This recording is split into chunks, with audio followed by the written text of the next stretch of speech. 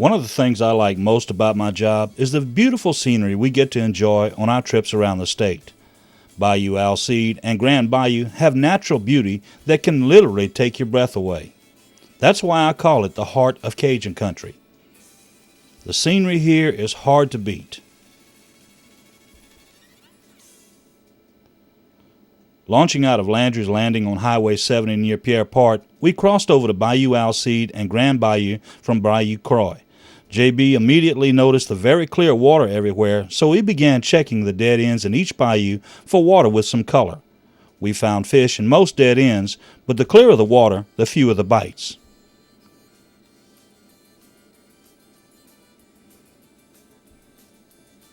Crossing over to Grand Bayou, we worked our way all the way out to Lake Verret. We found that the better brim bite was going on back of Bayou Alcide at the very ends of the dead-end canals in the deeper water and around duck seeds. Sometimes the scenery was so beautiful, I'd forget about fishing and just take the time to drink in nature's wonders.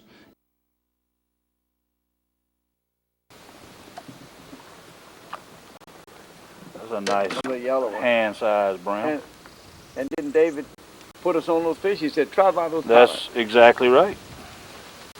That's why he's such a good producer. He produces fish. Now we got to find a way. Oh, this is called Bay Alcide, this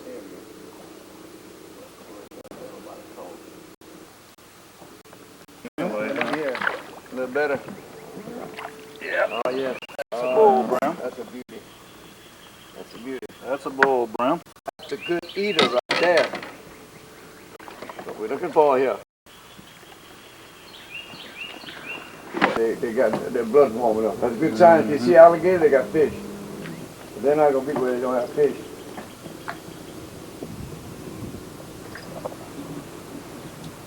There you go. That's a fish. Yeah, it might be on the border of the I just lost not quite. female. And I just lost one. The brim JB had been catching were no longer where he had found them due to a cold front. So we kept trying different things till we discovered the right pattern.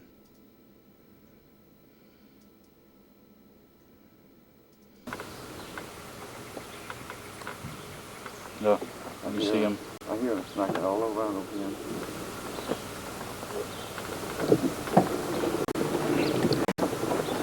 Now this is a different type of brim fishing.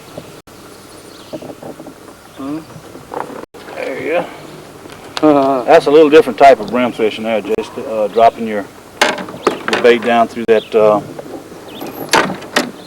They call it duckweed. Yeah. Usually a brim fisherman will stay away from that kind of stuff, or just fish the edges of it, because it'll mess up your bait a lot of times getting it down through there. But if that's where the fish are, that's where you got to go. Absolutely. There he is. Good one. One right behind. Right underneath. That's a little bass. No, No, no, it's pinky pin. just a Nope. little, just a little medium-sized brim, but Cool. Big old bird.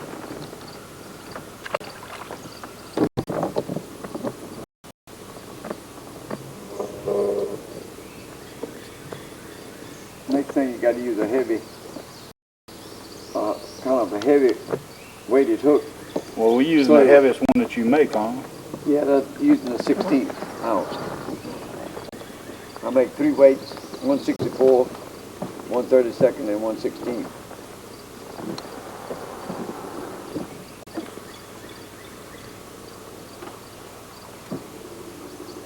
There you go, that's a better one. A little bit. He's almost a keeper. Almost.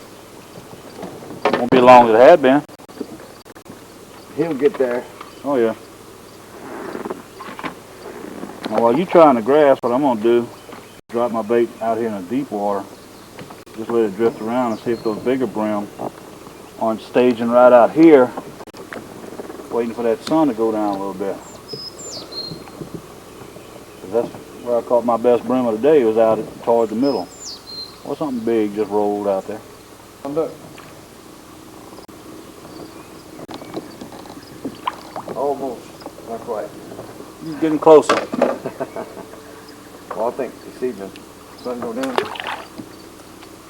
When the sun goes down this evening, catch brim like crazy. There he is. That's a keeper. Yeah, they keep. Oh yeah. I don't know about that. Yes, he is. Oh yeah. Big female. He's right at the edge of that What's the scum difference line between there. the male and the female? How what color the females are? The females have that yellow belly, and the males have that bright orange belly. We're gonna let her go back. Put some more babies in the water. She gave a good fight. She gave a good account for herself. Just further back, Jay. Right there, you a little bit further. She was right at the edge of that scum line. That's not a bad one. That's the keeper. That's the papa of the day right there, JB. I came for. Right there under that little tree. Call it Boy, that is more than a hand size. Look at that. Yeah. That's a chunk there, boy. I had a couple little heads.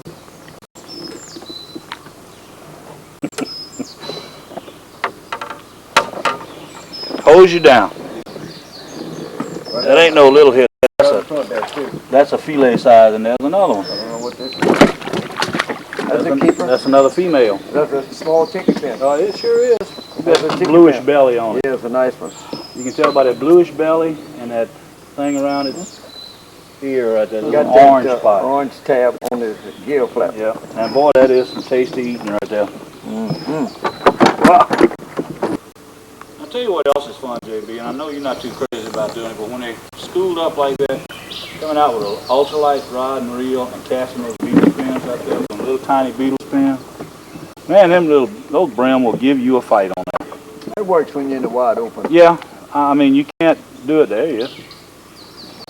You can't do it so Might be a much. keeper. No, it ain't. I don't know. I don't believe it. It's just a scrapper. Oh, wow. Be a little bigger. There's some more right there, Jay. I just lost one. I'm gonna wait. But it's fun. It's different. And with that ultralight, using about 4-pound test, those brim feel like 4-pound bass. Well, every type of fishing has its own tackle, which does the best job. When you're fishing underneath these trees, This jig and pole works a lot better. yeah. So you, the combination of the spin cast, which you call ultralight, and the jig and pole, you got everything you need for any kind of fishing. Now,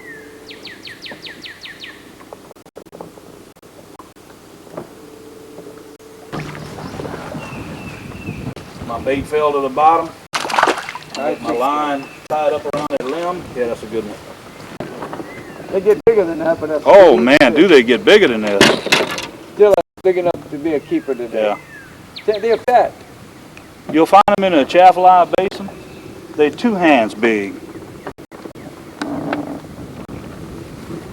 I have caught some in there. When I first caught them, I thought they were small goop. They were so big.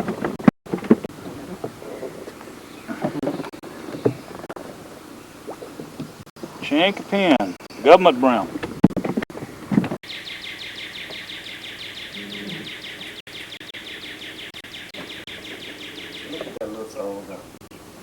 Good enough, man.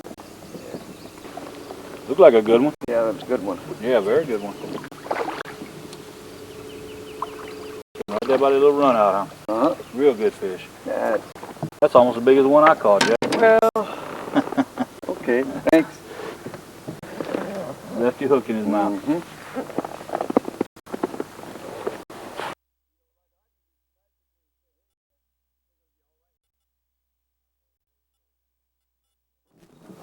I learned to use it. There's a good one. Hey, There's a good one. Oh, that's a better one.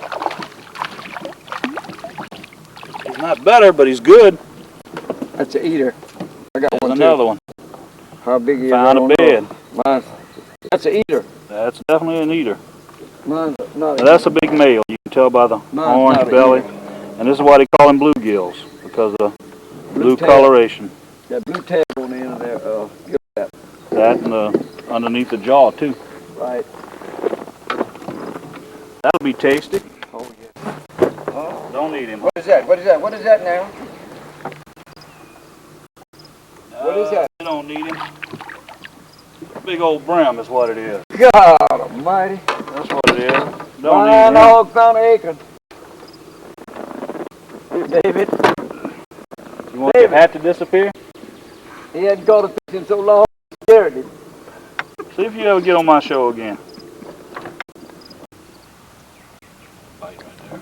Look at, what is that coming? Gator coming right at you, JB.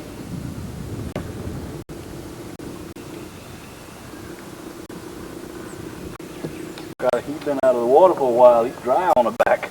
Yeah. Needs a little lotion. Come out. Go get him.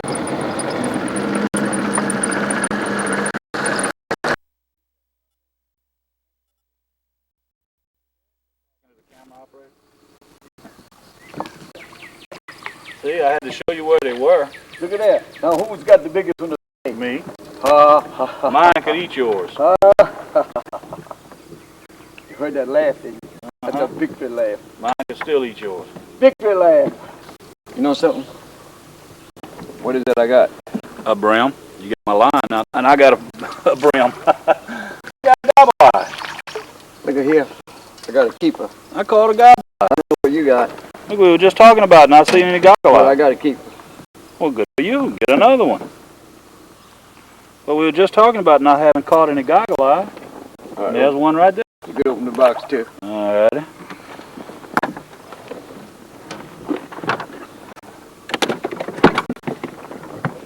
What is that? Brim. What is that? He's not a big one. Oh, He he's sure big pulled enough. good, didn't Yes, he? he is. Oh, he's He's bigger big than he looked, didn't he? Big enough. It's an eater. He got bigger. That's an eater. Okay. He got bigger. How come the fish right here? Anybody got an idea about that? There's water. There's some water here. What do you got? A baby. He pulled good though. Oh, wait a minute now. See somebody? You know, they're just not ganged up.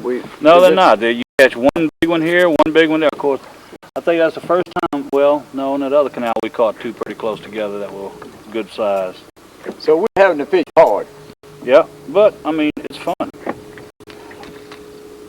We didn't give up. Fishing hard like this is a whole lot different than fishing hard with a topwater bait or something like that. It doesn't wear your arm out from casting a lure and retrieving and Because this pole only weighs about 6 ounces and it will balance. and you don't have a big heavy bait on the end of it. That's right. There he is. There he is. Another good one. No, he's not too good. Oh, okay. But he was there. He took off running like a good one. Yeah. 30,000. Now I have a nice fish. Let's stop and catch this fish. Is that you mind? Go ahead. I got one too. He's not as Catch this big. beautiful brand. He's not as big. Oh, look at this big white one. Big female. Look at this big female. Now we're going to explain how we're going to do this. Now you see that How we all fish do swallowed that. You can't even see the solder on the hook. She swallowed it so deep. That's right. That's the beauty part about this. There's a hook called Salt's weighted panfish hook, and we will explain it in a minute. Open that box for me.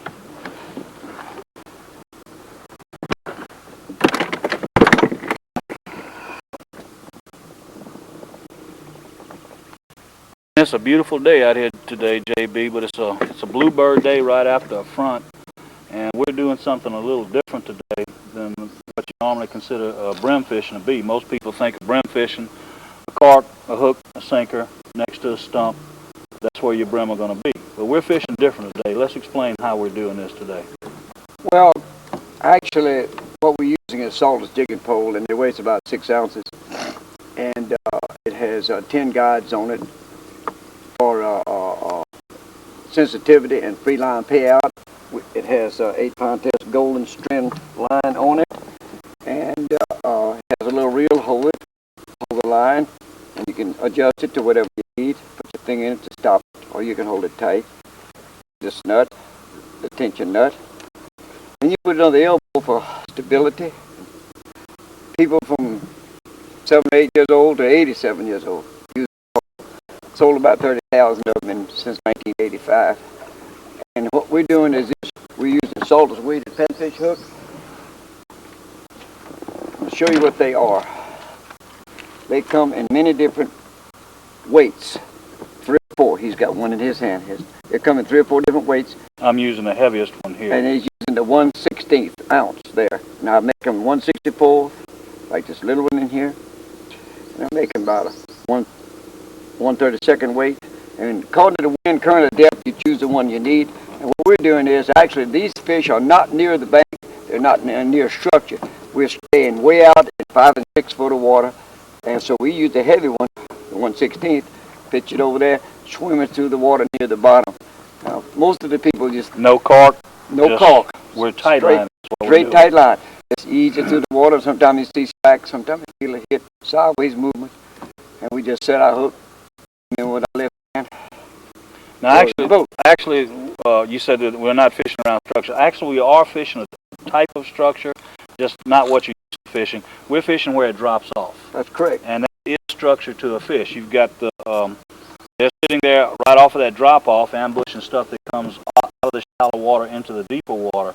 So the structure is actually the little drop. And it might not be much drop. It might drop a foot, which makes a little hump in the water, and that's the structure that they're hanging up around. That's correct. And we think the pressure's high today because this cold front just came through, and it's a bluebird day. There's not a cloud in the sky. So the pressure is probably going to be around 30 inches. And so the bigger fish are going to be out in the deeper water. That's what we're doing. We're throwing it over there and let it drag the bottom in 4, 5, and 6 foot of water. And we actually have to fish it slower today than we normally would because they're not real aggressive. They're not going to move a long distance to get after that bait. And you have to move it slow because they have to catch up to it. Right. They're a little bit more sluggish on a high-pressure day. As a matter of fact, you can tell this when we're catching them.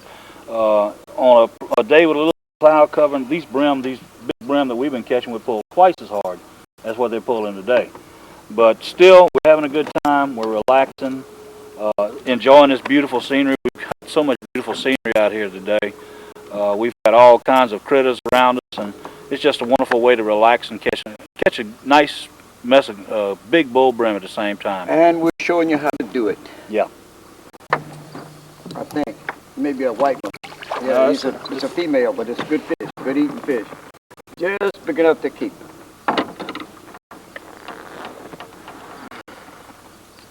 And when they go to nesting, you'd be throwing that size back.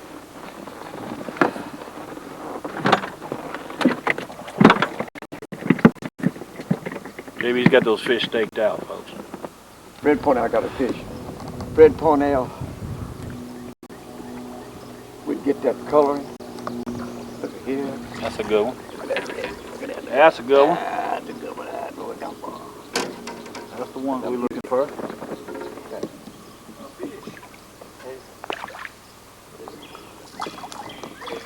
Something for the skillet. Something for the skillet. Gotta look. Another keeper. Big fish laugh. Bordering on insanity. Some of my friends think I'm insane. That's all right. Well, What do you think? look at here. Oh, there ain't nothing. We got time. Little bitty fella. Little male. For a bluebird day, this trip wasn't bad at all. We ended up with better than 40 hand-sized brim for the day. Of course, fishing with JB is part of the fun, and I always come away having learned something new.